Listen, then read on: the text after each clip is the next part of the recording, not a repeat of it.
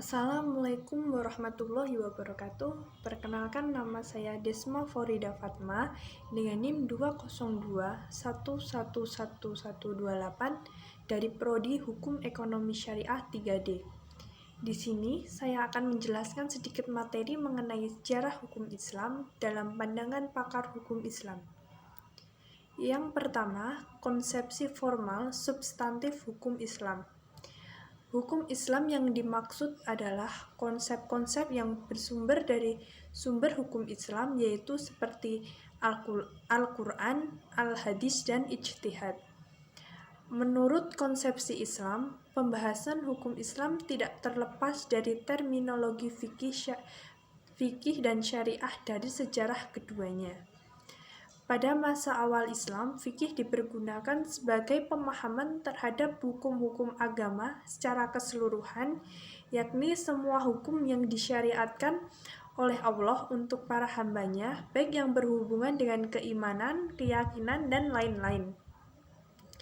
Menurut pemikiran Sachs, memfokuskan hukum pada pengertian bahwa hukum sebagai kesatuan norma yang mengikat manusia. Dengan demikian, hukum Islam yang dimaksud oleh Sachs baik pada Nabi hingga masa Umayyah lebih mengacu pada praktik hukum yang timbul di masyarakat.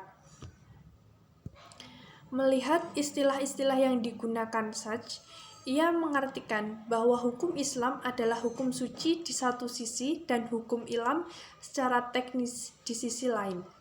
Akan tetapi, Sachs menarik kesimpulan tentang hukum Islam secara umum bahwa yang dimaksud dengan hukum Islam itu harus bersifat teknis, bukan sebatas normatif saja. Pandangan hukum yang sebagaimana dikaji oleh Sachs secara prinsipil amat berbeda dengan pemahaman para ulama fikih.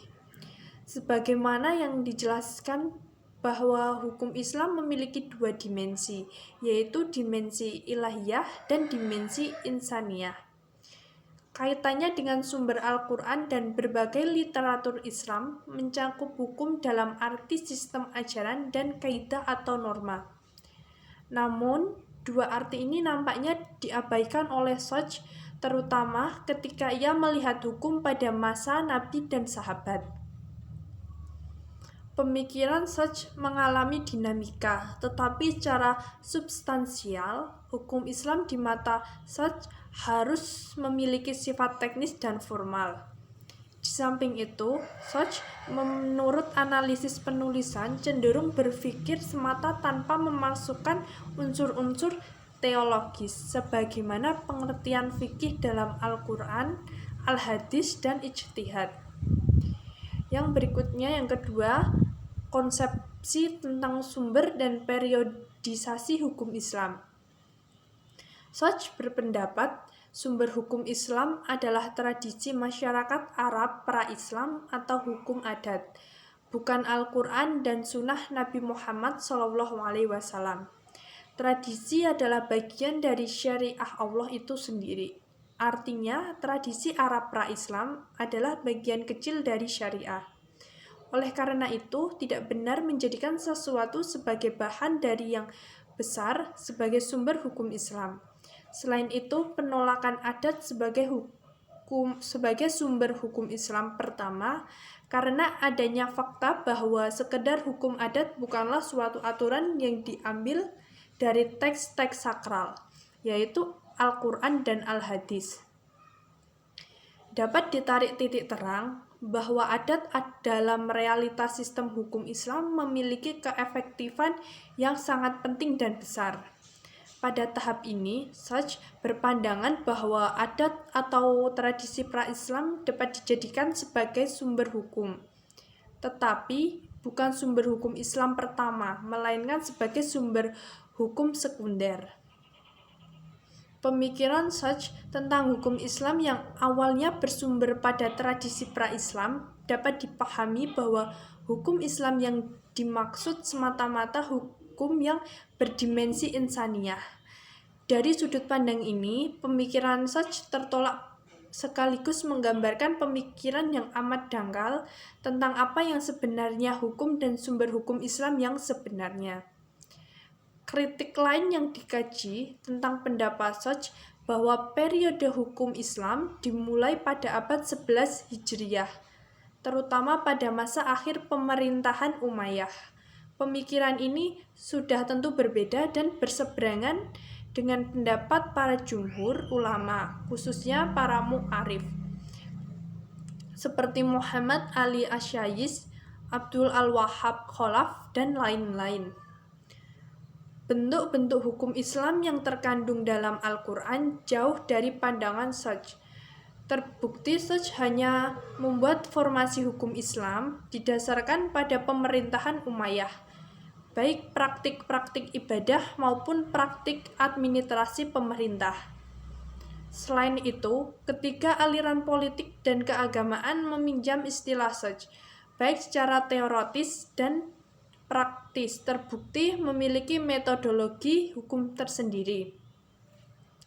Berikutnya yang ketiga, konsepsi metode penggalian hukum Islam. Menurut Juhaya S. Praja menjelaskan bahwa karena hukum Islam berdimensi uluhiyah, dalam arti ini adalah bagian dari agama. Paling tidak ada 4 pendekatan yang harus digunakan dalam penelitian tersebut, yaitu pendekatan teologis, filsafat, sejarah, dan ilmu-ilmu sosial. Di samping itu, pendekatan bahasa merupakan alat untuk pelengkap pendekatan tersebut. Pendekatan teologi dilakukan dalam meneliti hukum Islam. Teologi meneliti aturan-aturan yang mengatur, membedakan bentuk-bentuk ekspresi yang lebih baik dari ekspresi yang buruk, dan mencari dimensi yang seimbang untuk suatu kegiatan yang dicurahkan pada dunia ini, dan mengimplikasikan makna-makna yang terkandung dalam hukumnya. Pendekatan